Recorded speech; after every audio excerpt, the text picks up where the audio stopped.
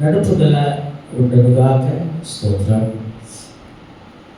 అలాగే తదుపరి ఈ దినాల్లో ఏలియాను కూర్చి మనము ధ్యానిస్తూ వస్తున్నాం. ధైర్యం కలిగినటువంటి, రోషము కలిగినటువంటి, విధేయత కలిగినటువంటి ఏలియా. దేవాది దేవుడు చెప్పినటువంటి మాటను ఎదురుగా ఉండేటువంటి వారు ఎవరు, వారి యొక్క ప్రతిస్పందన ఎలాగ ఉంటుంది?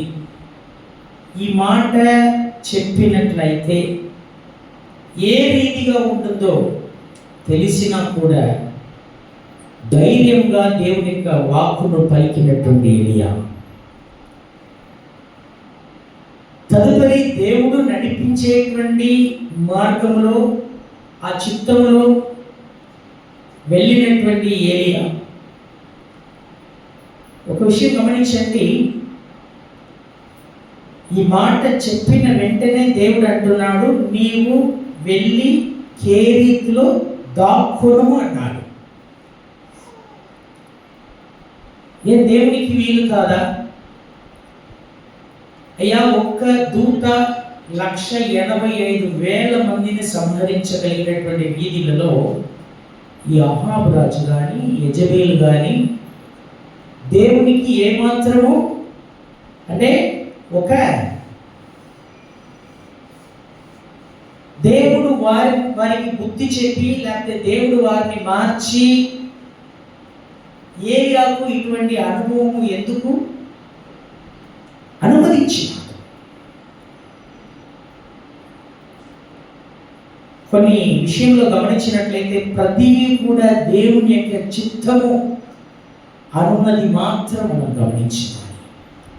ఎందుకయ్యా నా జీవితంలో ఇలాగ జరుగుతుందని మనం ప్రశ్నించుకున్నట్లయితే ఒక మాట మాత్రం చెప్తాము, దేవా నీ చిత్తం నా జీవితంలో నెరవేరుగాక.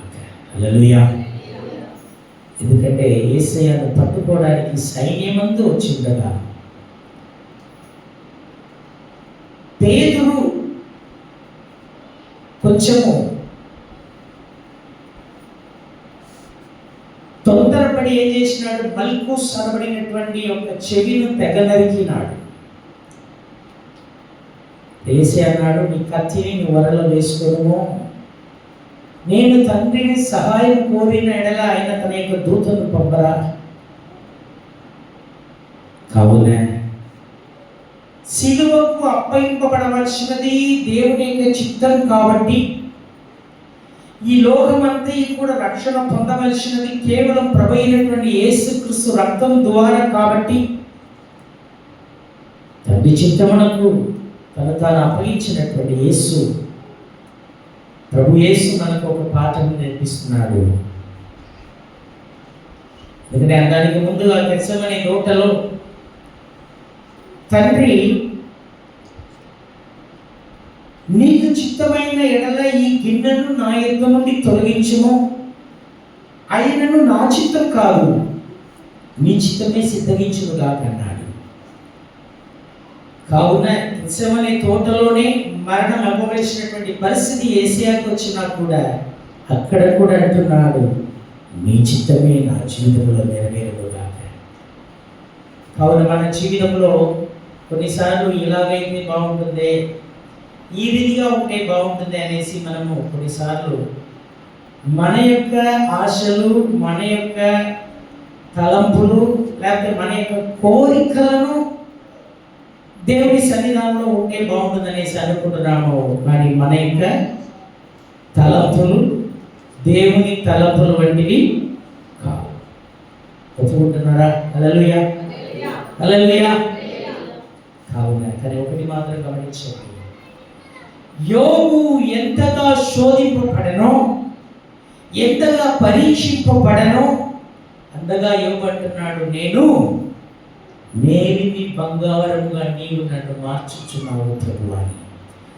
కావున కేరీతు వాగులో వెళ్ళి దాగి ఉండవలసినటువంటి పరిస్థితి ఎలియాకు వచ్చినా కూడా దానికి లోబడుతున్నాడు.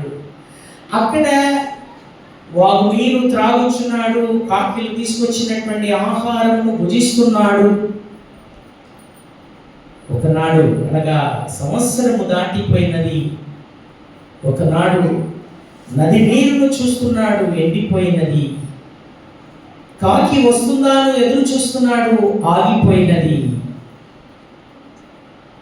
కానీ దేవుని యొక్క వాక్కు ఎలియా జీవితంలో వెంటనే రావడం అన్నది విషయమైనటువంటి విషయంగా మనము తలస్తున్నాం. ఒక్కసారిగా ఆ యొక్క మాటలు చదువుతూ మన ముందు సాగుదాము. 1 రాజుల గ్రంథంలో గమనించినట్లయితే 17వ వచనంలో ఆ మాట వ్రాయబడి ఉన్నది. 17వ అధ్యాయంలో 8వ వచనం 7 నుంచి చదువుకుందాం. కొంతకాలమైన తర్వాత దేశములో వర్షము లేక ఆ నీరు ఎండిపోయెను. అంతటా యెహోవా వాక్కు అతనికి ప్రత్యక్షమై.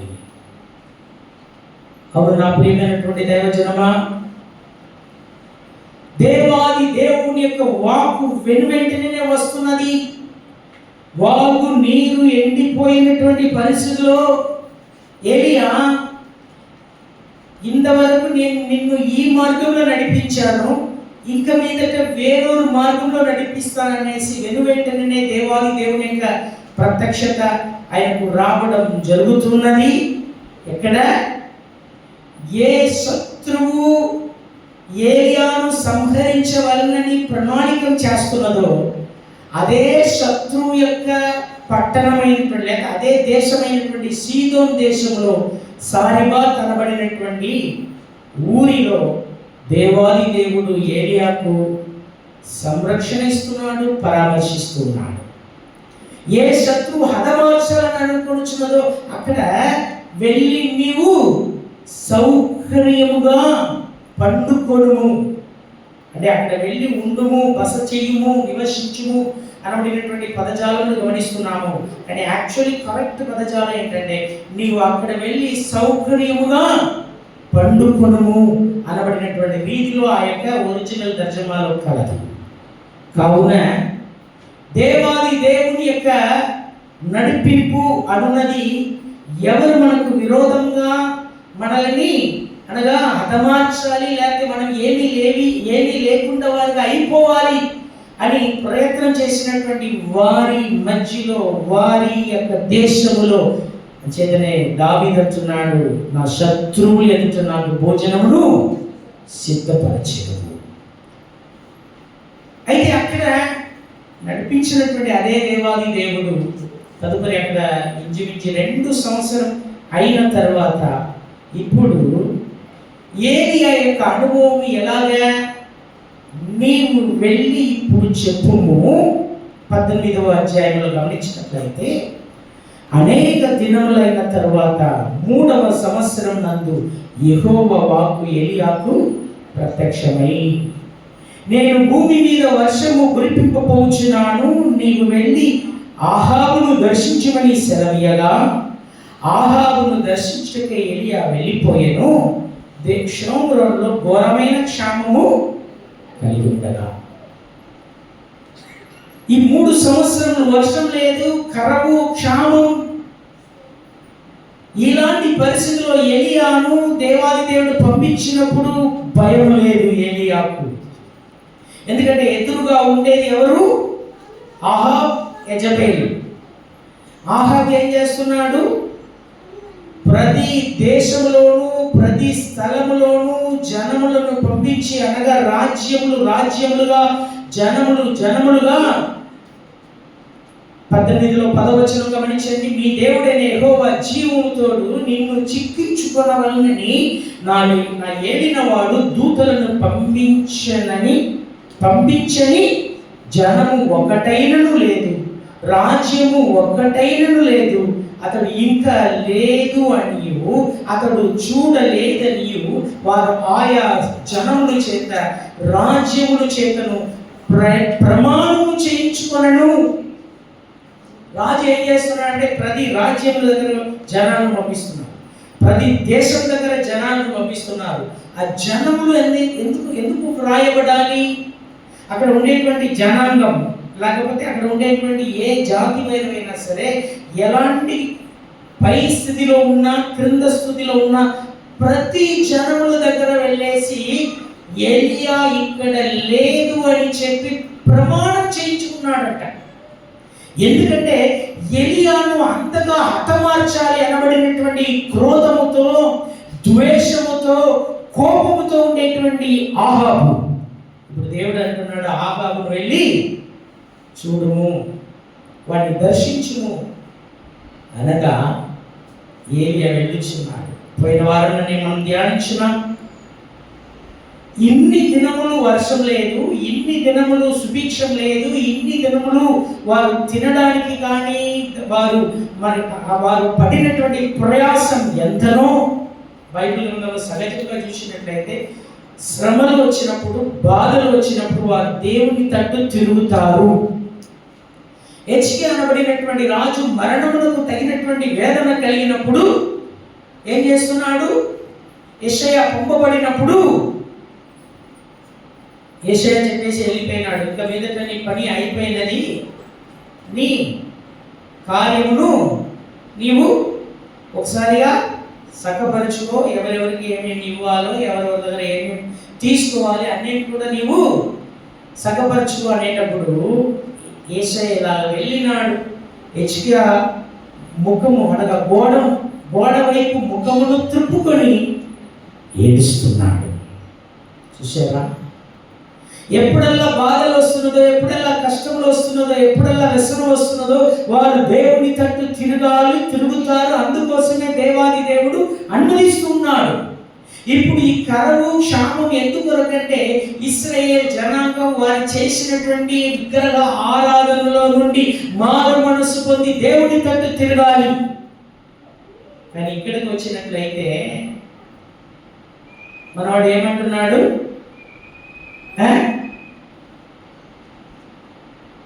18లో 16 వచనం ఒకసారి గమనించండి. 16లో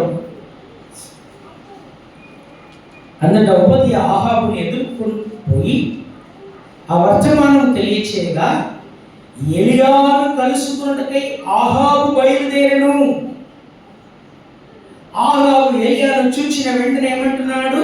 18లో 17వ వచనం, ఇశ్రాయేల్ వారిని శ్రమ పెట్టువాడవు నీవే కావా అని అతనితో అనగా ధైర్యంగా ఎలియా ఎలా పలుకుచున్నాడో గమనించండి. అతడు నేను కాను, యెహోవా ఆజ్ఞలను కైకొనక బయలు దేవతలను అనుసరించి నీవును నీ ఇంటి వారును ఇశ్రాయేలు వారిని శ్రమ పెట్టువారై ఉన్నారు. రాజు నందు ఎలాంటి పశ్చాత్తాపం లేదు. రాజు దగ్గర ఉండేటువంటి ఆ యొక్క చెడు మార్గములు, లేకపోతే దేవుని విడిచిపెట్టి వెళ్ళినటువంటి ఈ యొక్క విషయమును ఏ రీతిలో కూడా ఒప్పుకొనకుండా ఏమంటున్నాడు? ఇశ్రాయేల్ ప్రజలను శ్రమ పెట్టువాడవు నీవే కదా. అప్పుడు ఎలియా అంటున్నాడు, నేను కాదు, నీవును నీ తండ్రి ఇంటి వారును అలాగే ఇశ్రాయేల్ జనాంగం అందరూ కూడా దేవుణ్ణి విడిచిపెట్టి ఆజ్ఞలను మర్చిపోయి విగ్రహ ఆరాధికులుగా మారినటువంటి మీరే. జనములు మారినారా? జనములు కూడా మారలేదు. జనములు ఎటువంటి వారుగా ఉన్నారు? 21వ వచనంలో గమనించండి. ఎలియా జనులందరి దగ్గరికి వచ్చి, ఎన్నాళ్ళు మట్టుకు మీరు రెండు తలంపుల మధ్య తడబడుచు ఉంటారు? యెహోవా దేవుడు అయితే ఆయనని అనుసరించుడి, బయలు దేవుడు అయితే వాణ్ణి అనుసరించుడని ప్రకటన చేయగా. వెంటనే జనాలు ఏమనాలి? అయ్యా, తినడానికి ఆహారం లేదు, త్రాగడానికి నీరు లేదు. ఎందుకంటే సహజంగా ఎప్పుడు ప్రయాసం వస్తున్నదో వెంటనే మనం గుర్తెరుగుతాం. ఇది దీని వలననే జరుగుతున్నదని మనం గుర్తెరగగలం. కానీ 21లో ఆఖరి పదజాలాలు గమనించండి. జనులు అతనికి ప్రత్యుత్తరముగా ఒక మాటైనను పలుకకపోయి. వెంటనే చెప్పాలి కదా, అయ్యా ఇది మా వలననే జరుగుతున్నది, మేమే తప్పు చేసినాం, రాజు మమ్మల్ని నిర్బంధించారు, అందుచేతనే ఇశ్రాయేల్ దేవుని విడిచిపెట్టినాం, ఆయన్ని ఆరాధించకుండా బయలు దేవతలకు మేము బలిపీఠమును కట్టించినాం, దానికి మేము బలులు అర్పించినామని ఒక్క మాట కూడా పలుకలేదు. ఎందుకంటే జనములు ఇట అట, రెండు తలపులు.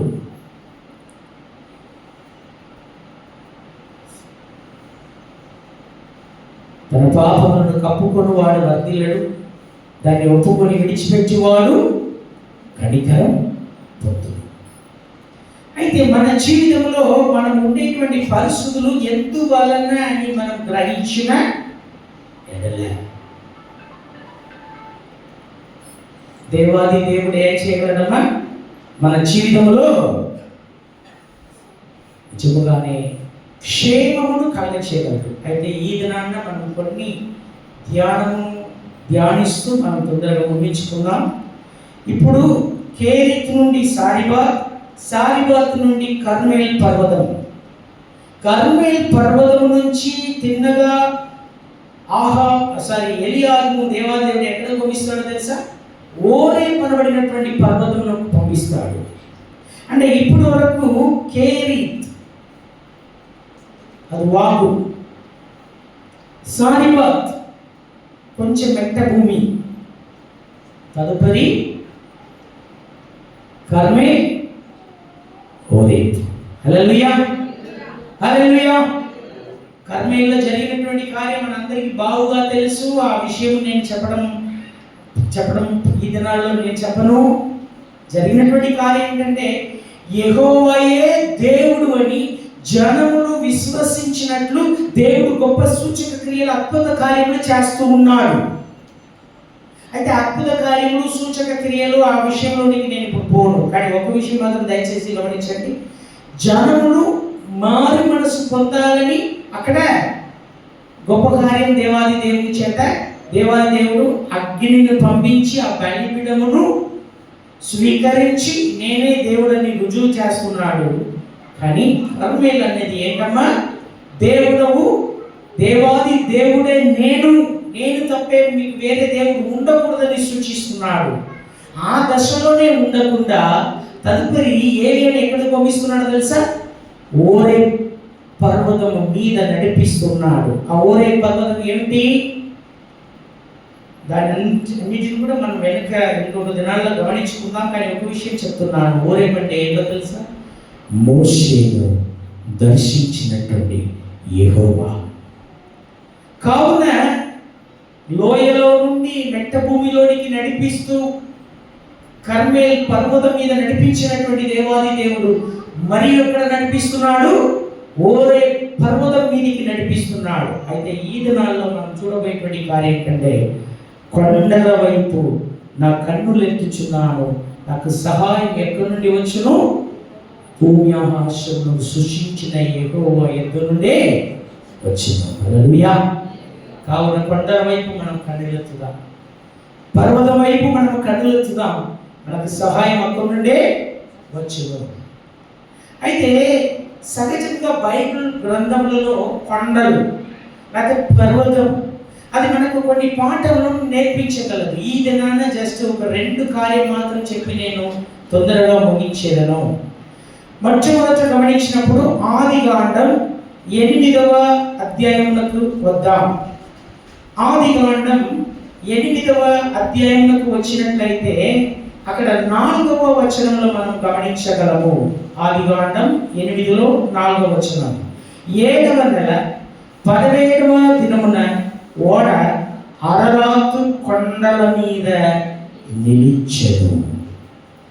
అయ్యా, జనములందరూ కూడా ఏకముగా చెడిపోయి దేవాది దేవుడు దిగి వారి యొక్క పాపం ఎంత ఘోరమైనదో వాటిని తెలుసుకొని వారిని నిగ్రహం చేయడానికి దిగి వచ్చేటువంటి పరిస్థితిలో ఆ దినం మారిపోవడం జరిగినది.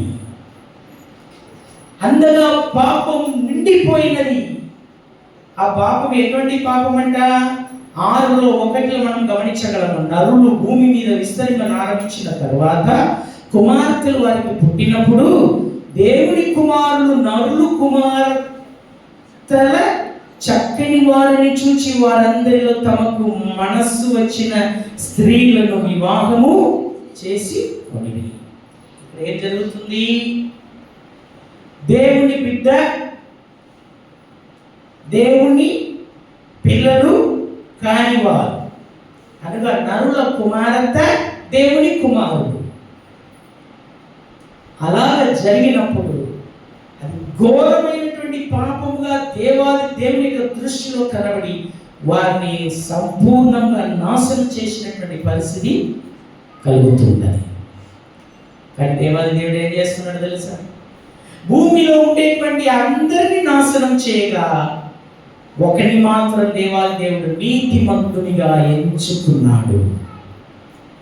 అయ్యా, కృప పొందినందువలన నోవాహు నీతిమంతుడుగా మారనా, లేక నీతిమంతుడుగా మారిన తర్వాత కృపను పొందాడా?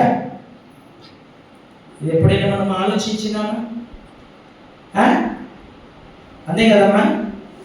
దేశంలో అందరూ కూడా దేవునికి విరోధమైనటువంటి రీతిలో పాపం చేసి సహజంగా దేవుడు ఎవరిని కూడా నాశనం చేయడు. ఎందుకంటే ఆనాడు వరకు ఈనాడు వరకు దేవుడు కనికర పూర్ణుడు. మరలా చెప్తున్నాను, ఈ సంఘము ఇక్కడ నిర్మింపబడినది మన కోసం, దేవుని బిడ్డలు ఆరాధించడం కోసం. కానీ ఎంతమంది దేవుని సన్నిధానం వస్తున్నారు? ఎంతమంది దేవుని తృణీకరించి దేవునికి విరోధమైనటువంటి రీతిలో అయినను కూడా ప్రాణముతో ఉన్నామంటే కేవలం దేవుని యొక్క కనికరం. కానీ దేవుని యొక్క కనికరము, దేవుని యొక్క కృపను వారు ఏం చేస్తున్నారు? నిర్లక్ష్యం చేస్తున్నారు. ఈ చెట్టు ఈ సంవత్సరం ఉండని, ఈ చెట్టు ఈ సంవత్సరం ఉండనని మన కొరకు ప్రాధాన్యపడేటువంటి యేసుక్రీస్తు ఉన్నాడు కాబట్టి నేను ప్రాణముతో ఉన్నా. అయ్యా, కథ దినాన్న ఫ్లైట్లో బయలుదేరినటువంటి జస్ట్ కొన్ని నిమిషములలో అది క్రింద పడటం జరిగినదే. అందులో అందరూ పాపుల. ఎంతమంది ఏ స్థితిలో ఉన్నారో మనకు తెలియదు. అందులో ఎంతమంది దేవుని బిడ్డలో ఉన్నారో మనకు తెలియదు. ఫ్లైట్లో ఉండేవారు మాత్రం కాకుండా అక్కడ పడినటువంటి చోట మెడికల్ స్టూడెంట్స్, డాక్టర్స్, అది మరి కాకుండా ఛాయలు అమ్మేటువంటి వారు, బిస్కెట్లు అమ్మేటువంటి వారు, వ్యాపారస్తులు, నానా విధంగా ఉండేటువంటి వారి మీద కూడా వారికి కూడా అపాయం జరిగినది. వారి పాపలని వారిని దేవుడు అప్పగించాడా? మనం నీతిమంతులుగా ఉండాలనేసి దేవుడు మనల్ని ప్రతినిస్తున్నాడా?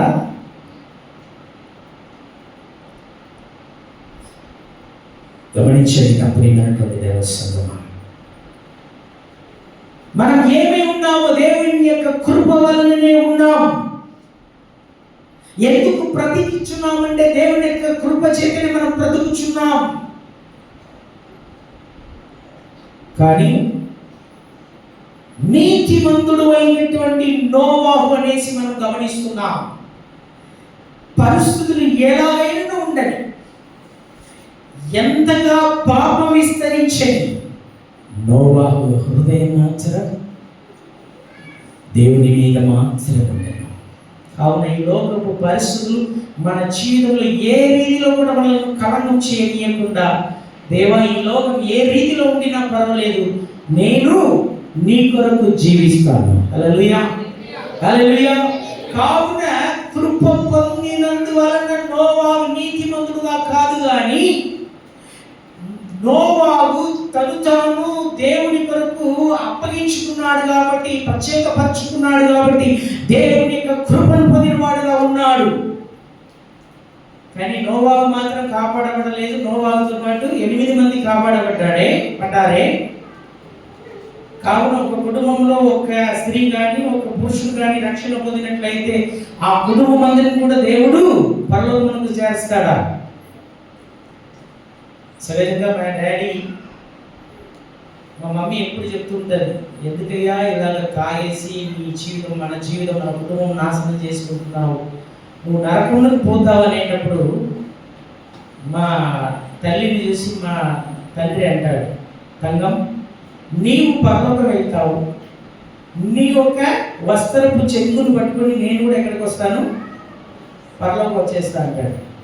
అలాగే వీలవుతుందమ్మా? ఎన్నడూ వీలు కాదు. కానీ నోవాహును మాత్రం రక్షించకుండా అక్కడ కాము ఉన్నాడు. కాము ఎవరో తెలుసా? శాపగ్రస్తుడు. కాము కూడా రక్షణ పొందడానికి కారణం, లేక రక్షింపబడడానికి కారణం ఒకటే ఏంటో తెలుసామా? దయచేసి గమనించండి. ఈ ఓడ దేనికి సూచనగా ఉన్నది? 1 పేతురు రాసినటువంటి పత్రికలో 3వ అధ్యాయంలో 20-21 వచనం దయచేసి గమనిస్తాం. 1 పేతురు రాసినటువంటి పత్రికలో 3వ అధ్యాయంలో 20-21 వచనం దయచేసి మనం గమనించుకుందాం. దేవుని దీర్ఘశాంతము ఇంకా కనిపెట్టించుటినప్పుడు పూర్వము నోవాహు దినములలో ఓడ సిద్ధపరచబడుచు ఉండగా అవిధేయులైన వారి యొద్దకు, అనగా చెరలో ఉన్న ఆత్మల యొద్దకు ఆయన ఆత్మరూపిగానే వెళ్ళి వారికి ప్రకటించెను.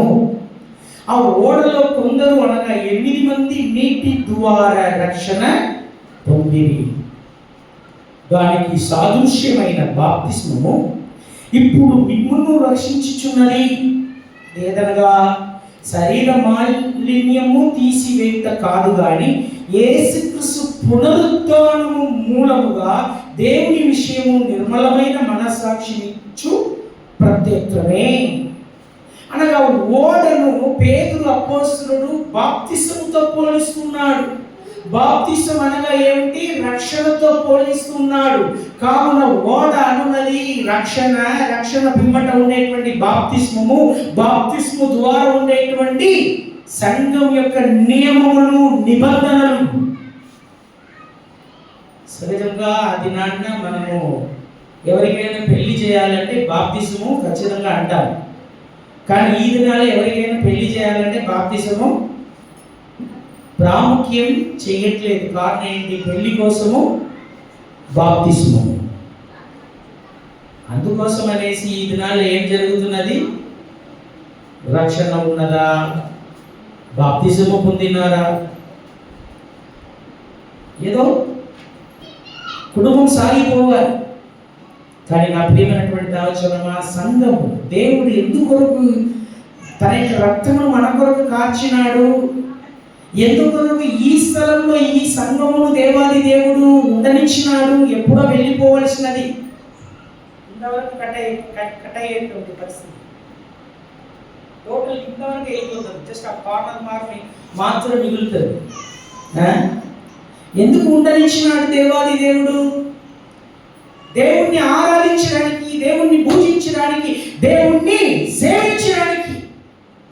ఎంతమంది యవనస్తులు వచ్చేసి సంఘంలో వచ్చి మీరు సహాయం చేస్తున్నారు?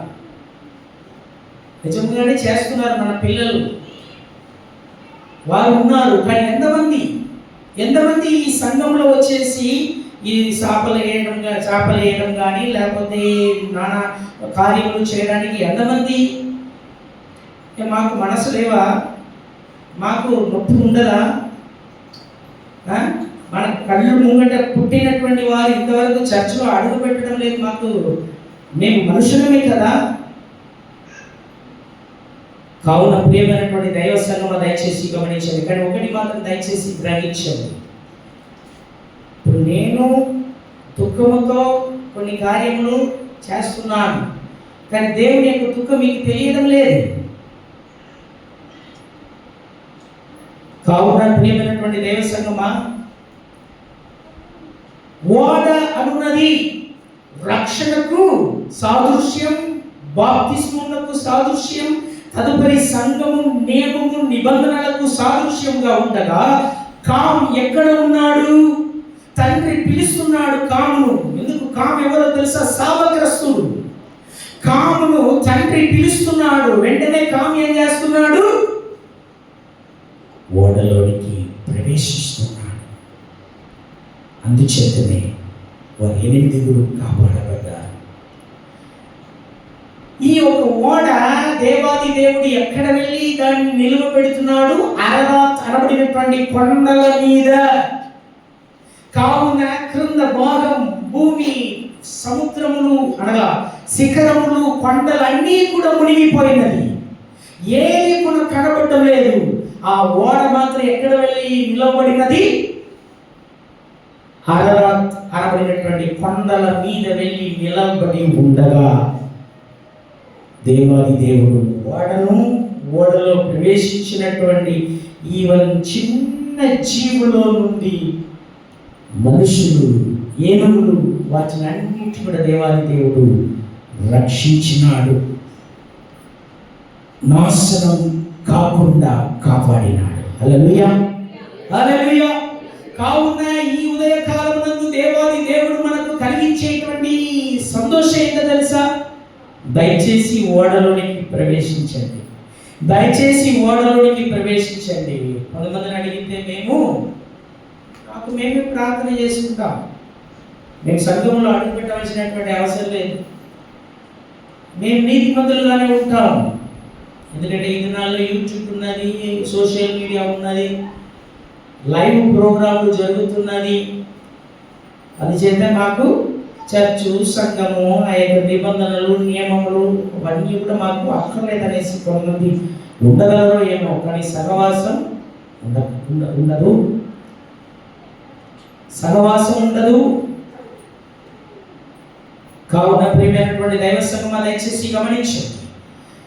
నరకంలో నుండి మనల్ని రక్షించడానికి నా ప్రభు అయినటువంటి యేసుక్రీస్తు అనబడినటువంటి ఓడ మనకు కలదు. కాబట్టి మనకు ఒక నిరీక్షణ కలదు.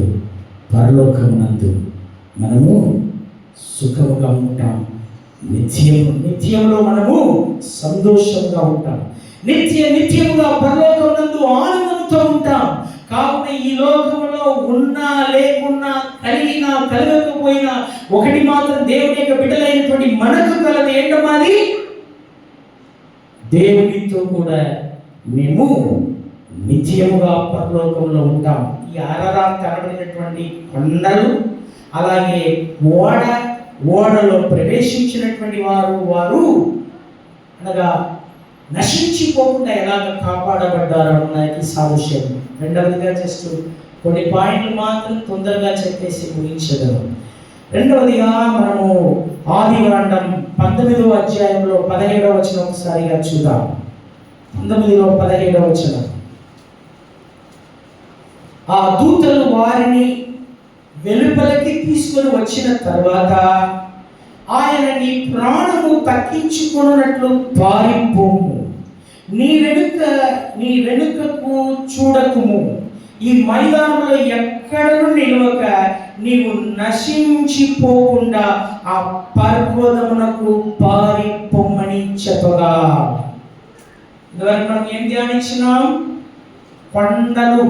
కొండ మీద, లేకపోతే కొండ మీద ఉండేటువంటి ఆ యొక్క ఓడ మనల్ని నశించకుండా కాపాడుచున్నది. యేసుక్రీస్తు నందు ఉన్న వారికి ఏ శిక్షా విధి లేదు. ఏ యొక్క అనగా వారు నశించకుండా, దేవుడి లోకముని ఎంతో ప్రేమించను కనుక వారు నశించక నిత్య జీవం పొందునట్లు ఆయనని మన కొరకు అనుగ్రహించనే. కావున ఇప్పుడు లోతుతో ఏమంటున్నాడు? లోతు ఎవరు? నీతిమంతుడే. కానీ నీతిమంతుడుగా ఉండినా కూడా లోతు జీవితం నుంచి మనం నేర్చుకోవాల్సినటువంటి కార్యం ఏంటంటే, నీవు ఈ యొక్క మైదానంలో ఎక్కడ ఉండక నువ్వు నశించకుండా ఉండడానికి ఆ పర్వతమునకు పారిపోవాలని అంటున్నాడు.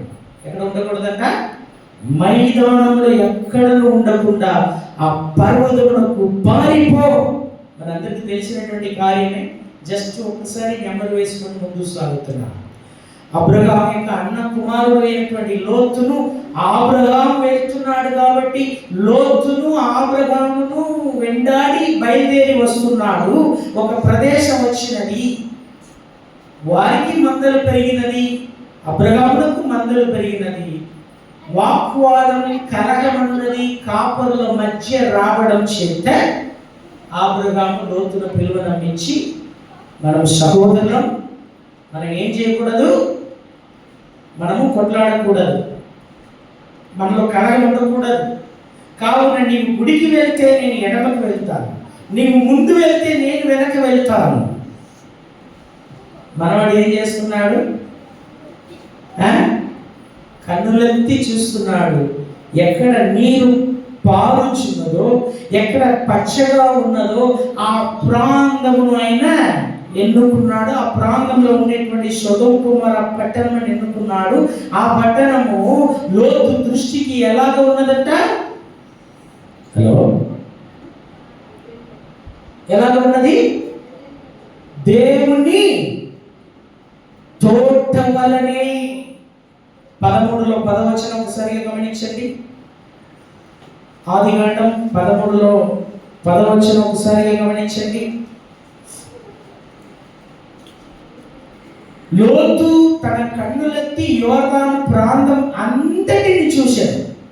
యెహోవా సొదొమ గొమొర్రా అను పట్టణములను నాశనం చేయక మునుపు సోయారుకు వచ్చు వరకు అదంతయు యెహోవా తోట వలెను, ఐగుప్తు దేశము వలెను నీళ్లు పారు దేశమై ఉండెను. నీరు పారుచినటువంటి దేశం, పచ్చగా ఉండేటువంటి దేశం, నేను, నా భార్య, నా పిల్లలు, నా మంద అందరూ కూడా సౌఖ్యముగా సుఖముగా ఉండగలిగేటువంటి ప్రదేశం అనేసి ఎన్నుకున్నటువంటి లోతు. కానీ ఇదే లోతు ఏమైపోయినాడో తెలుసా? 13లో అదే 14 వచ్చిన ఒకసారి గమనించండి. లోతు అబ్రామును విడిచిపోయిన తరువాత లోతుతో అబ్రహాం, లేకపోతే అబ్రహాముతో లోతు ఉన్నంత వరకే లోతునకు క్షేమం. అబ్రహాముతో ఉన్నంత వరకే లోతు జీవితంలో కాపుదల. అబ్రహాముతో ఉన్నంత వరకే లోతుకు ఏ అపాయం ఉండదు, ఏ పాపం అండదు, ఏ చీకటి అండదు. ఈ దినాల్లో ఏం జరుగుతున్నది? లోతు బాగున్నాడు, సుభిక్షంగా ఉన్నాడు, సమృద్ధిగా ఉన్నాడు. లోతు ఏం చేస్తున్నాడు? సొదొమ గొమొర్రా ఎదురుగా గుడారం వేసినటువంటి వాడు. తదుపరి లోతు ఇల్లు ఇప్పుడు ఎక్కడ ఉన్నది? సొదొమ గొమొర్రా పట్టణంలో ఉన్నది. ఇప్పుడు లోతు ఎక్కడ ఉన్నాడు? గవిని యొక్క కూర్చొని ఉన్నాడు. ఒకనాడు పట్టణం వెలుపల ఉండేటువంటి వాడు, పరదేశిగా ఉండేటువంటి వాడు.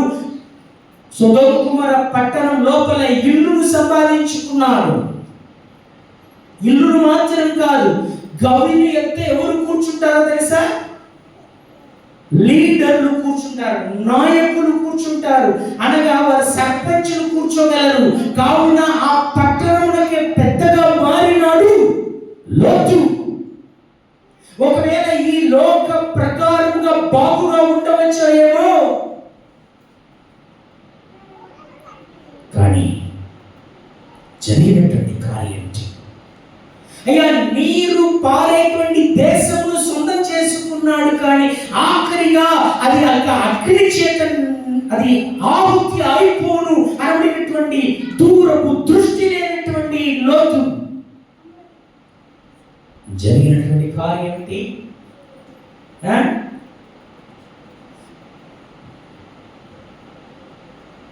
నోవాహు దినములలో దైవ కుమారుడు నరుల కుమార్తెలు. సొదొమ గొమొర్రా పట్టణంలో ఎంత అసభ్యమైనటువంటి పాపం! మగవాళ్ళతో అసభ్యంగా ఉండేటువంటి పాపం, ఈవెన్ ఈ దినాల్లో వ్యాపించి ఉండేటువంటి పాపం, కోర్టు ద్వారా, చట్టము ద్వారా లీగల్గా అప్రూవ్డ్ అయినటువంటి పాపం. మగవాళ్ళతో పెళ్లి చేసుకోవచ్చు, ఆడవాళ్ళతో పెళ్లి చేసుకోవచ్చు. హలో, ఆ అప్రూవ్డ్, లీగలీ అప్రూవ్డ్ వాళ్ళ యొక్క పెళ్లి.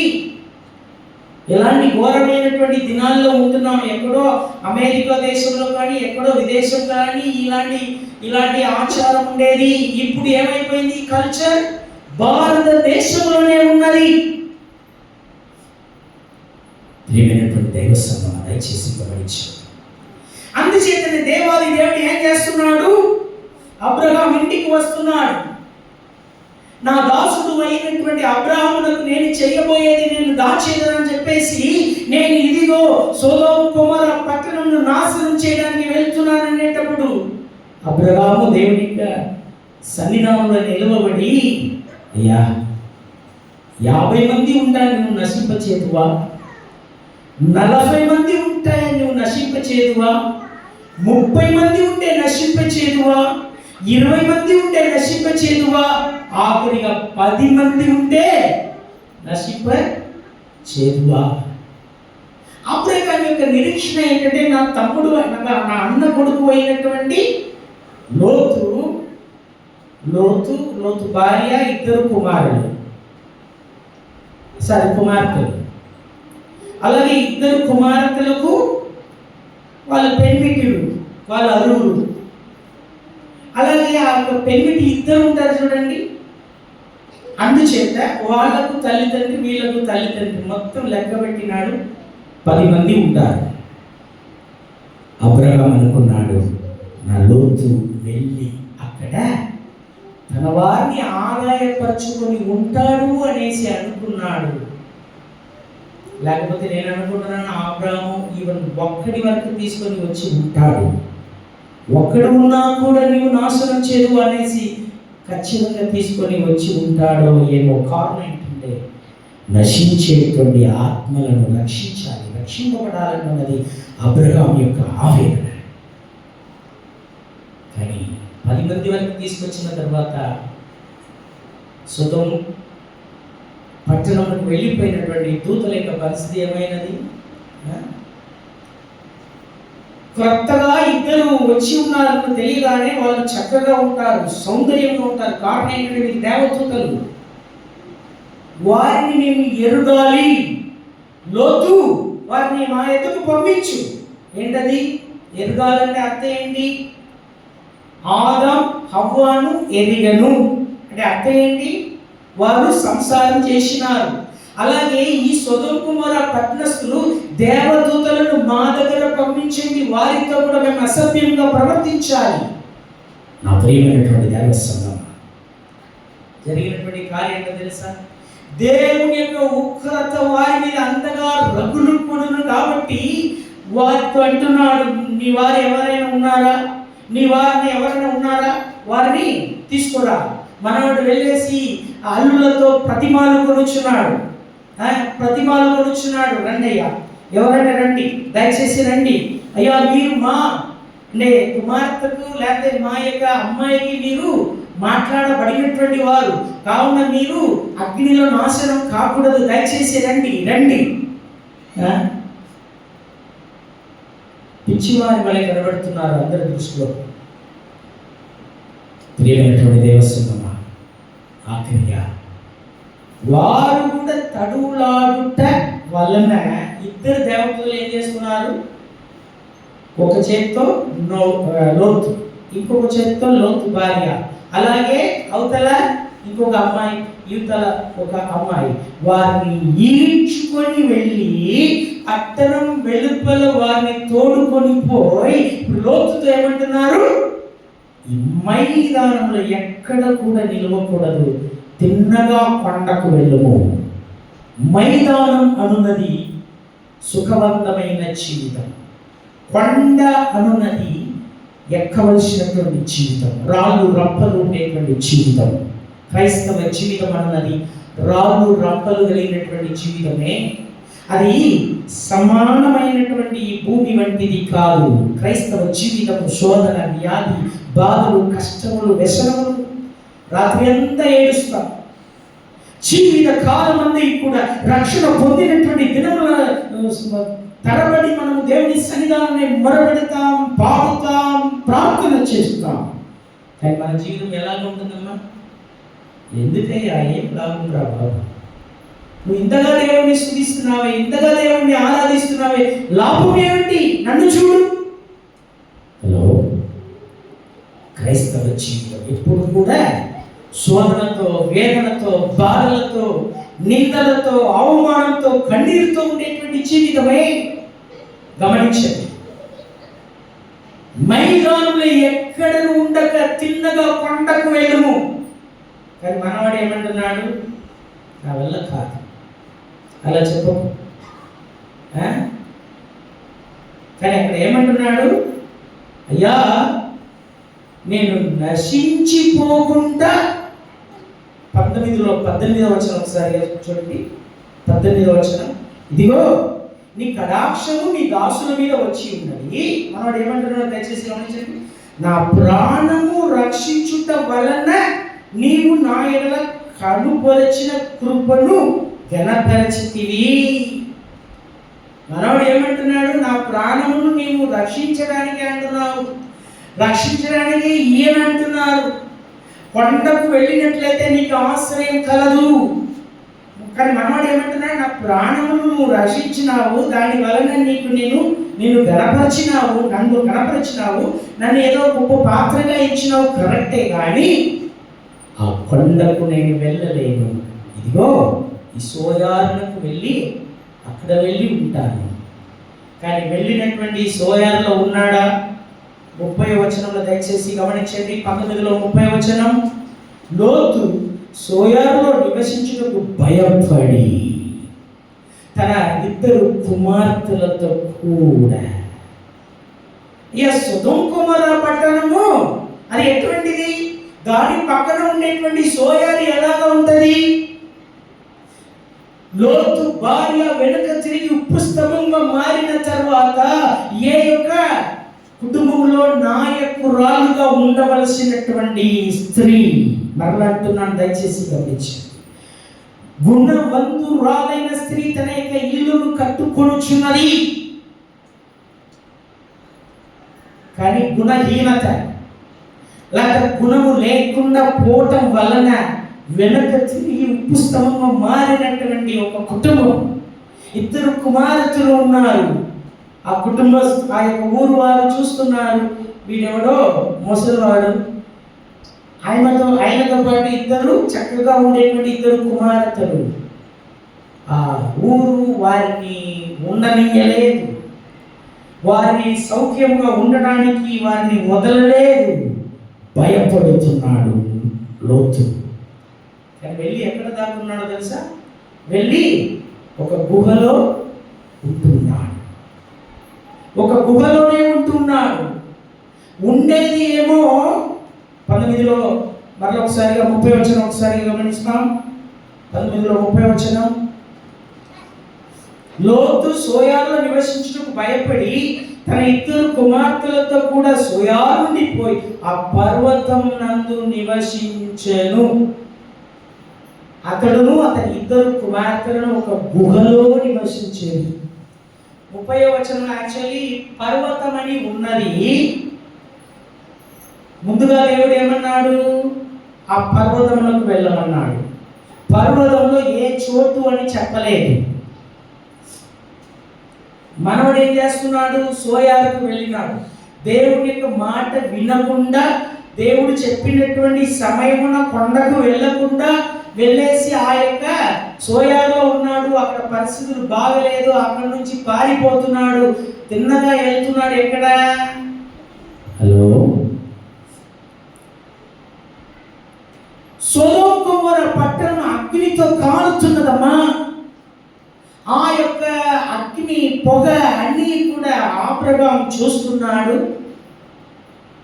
ఆబ్రహాము కంటికి ఆ పొగ కనబడుతున్నది. అంటే ఆబ్రహాము ఎక్కడ నివసిస్తున్నాడు? లోతు వెళ్ళగలిగేటువంటి దూరంలోనే ఆబ్రహాము ఉన్నాడు. కానీ లోతు ఏం చేస్తున్నాడు? వెళ్ళి గుహలో దాక్కున్నాడు. దేవుడు ముందన్నాడు, కొండకు వెళ్ళమన్నాడు. వాడికి భయం. ఆ కొండలో జనాలు ఉండరు, అక్కడ ఏముంటాయేమో. అంటే దేవుడు ఆయనని రక్షించడానికి, దేవుడు కాపాడడానికి కొండకు వెళ్ళమన్నప్పుడు అతడు భయపడుతున్నాడు. అనగా దేవుడు చేయబోయేటువంటి గొప్ప మహత్కార్యం అడ్డగిస్తున్నాడు లోతు. కానీ ఇప్పుడు వెళ్ళి ఎక్కడ దాక్కున్నాడు? లేకపోతే దాక్కోవడం కాదు, నివసిస్తున్నారంట. ఎక్కడ? గుహలో. పారిపోయి అబ్రహాం యొక్క ఇంటిలో సంరక్షణ పొందవలసినటువంటి లోతు ఇద్దరు కుమార్తెలు ఎక్కడ వెళ్ళి దాక్కున్నారు? గుహలో వెళ్ళి దాక్కున్నారు. నివసిస్తున్నారు. గుహ అన్నది ఒక సంరక్షణ కలిగినటువంటి స్థలమే. అనగా జంతువులు కానీ లేకపోతే పగవారు ఎవరు చూడకుండా, లేకపోతే జంతువులు రానియకుండా ఒక సంరక్షణ కలిగినటువంటి స్థలమే, కాపుదల కలిగినటువంటి స్థలమే. కానీ లోతునకు తెలియదు ఏమని? అపాయం, ఆవేదన తనతో పాటు ఉన్నది. తనకు తోడుగా తనతో పాటే లోపల ఉన్నది అనబడినటువంటి సంగతి ఎరగకపోయినాడు లోతు.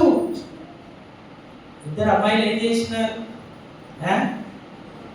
మనకు సంతానం కావాలి అంతే, కుటుంబం కావాలి అంతే, భర్త కావాలి అంతే, నేను బాగుండాలంతే, అంతేగాని ఆత్మ గురించి ఏ యొక్క చింత లేదు. తన లోపల దేవుడు ఇచ్చినటువంటి ఆత్మను గురించి ఏ చింత లేదు. ఒక భర్త ఉండే చాలు, ఒక పెళ్లి ఉండే చాలు, ఒక సంసారం ఉండే చాలు, అంతే, నడిచిపోతుంది. అంతే, కాలంలో నడిచిపోతుంది. హలో, ఎందుకొరకు దేవాది దేవుడు మనకి యొక్క కృపనిచ్చి ఉన్నాడో ఎరగకుండా సదా ఈ లోకం, సదా యొక్క కుటుంబం, సదా యొక్క సంసారం, సదా యొక్క వ్యాపారం, సదా మేము బ్రతికితే చాలు అంతే. కావున నా ప్రియమైనటువంటి దైవ సంగమా, అబ్రహాం దగ్గర వెళ్ళవలసినటువంటి లోతు గుహలో వెళ్ళి ఉన్నాడు. కాబట్టి మరలా చెప్తున్నాను, నోవాహు యొక్క దినములలో దైవ కుమారుడు మనుష్య కుమార్తెలతో వివాహం. సొదొమ కుమార పాపం అసభ్యమైనటువంటి ఘోరమైనటువంటి పాపం. కానీ ఇక్కడ లోతు జీవితంలో జరిగినటువంటి కార్యం ఏంటో తెలుసా? వరస లేనటువంటి, లేకపోతే క్రూరమైనటువంటి, లేకపోతే వెళ్ళి తప్పించుకొని తాత దగ్గర వెళ్ళినట్లయితే, ఎందుకంటే అబ్రహాం ఎవరు? లోతుకు పెద్దనాన్న.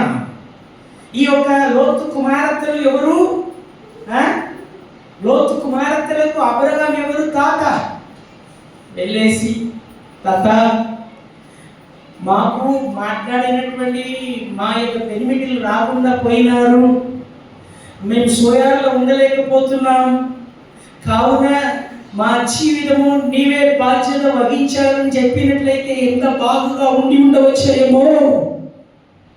కానీ శాపమైనటువంటి సంతానం రావడానికి కారకులుగా మారినారు లోతు యొక్క ఇద్దరు అమ్మాయిలు. అమ్మోను మోవాబు అనబడినటువంటి దేవుడు అసహించుకునేటువంటి సంతానమును కలగడానికి కారకులుగా మారిపోయినారు లోతు కుమార్తెలు. కావున మనల్ని సమర్పించుకోవచ్చు. దేవుడు చెప్పిన మాటకు దయచేసి లోబడండి. దయచేసి ఎవరిని చూస్తే ఏమని అడుగుతాను? ఎందుకయ్యా చర్చకు రావడం లేదు, ఒక మాటనే అడుగుతాను. కానీ నన్ను చూస్తే పగవారిని చూసినట్టు, నన్ను చూస్తే ఇంకొక మాట చెప్పాలంటే పిచ్చివాడిని చూస్తున్నట్టు. అయ్యా మీరు బాగుండాలి, మీరు సౌఖ్యంగా ఉండాలి, మీరు దేవుని యొక్క నామమున మీకు ఇవ్వబడినటువంటి ఆత్మ యొక్క ఆ యొక్క బాలుడు బాగుండాలని మేము కోరుతుంటాం.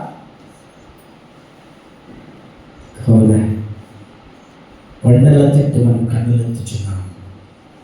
అగలత్ అనబడినటువంటి కొండ గలదు, అక్కడ రక్షణ అనబడినటువంటి ఓడ గలదు, దాని లోపల ఎక్కినట్లయితే మనం నరకం నుంచి తప్పింపబడతాం. కానీ లోతు వలె దేవుడు చెప్పినటువంటి మాట వినకుండా మన యొక్క లెక్కలు వేసుకున్నాం. మనకే ఒక లెక్కలు ఉంటాయి అన్నమాట. ఈ లెక్క వేస్తే సరిగ్గా ఉంటుంది, ఈ ఫలానా అయితే ఓకే సూపర్ ఉంటుంది. రేపు ఏమి సంభవించునో ఎవరికి తెలియదు. నా జీవితంలోనూ మీ జీవితంలోనూ మనల్ని సమర్పించుకోవచ్చు. తండ్రి దేవా, నీ సన్నిధానం మమ్మల్ని అప్పగించుకోవచ్చున్నాం. ఈ మధ్యాహ్న కాల సమయంలో మేము నేర్చుకున్నటువంటి ఈ యొక్క సత్యమును గ్రహిస్తూ దాని ప్రకారం నడవడానికి మాకు కృప దయచేయండి. వచ్చినటువంటి నిబిడలను విశేషంగా షకీనాని చేతికి అప్పగించి ప్రార్థన చేస్తున్నాం. తన కుమార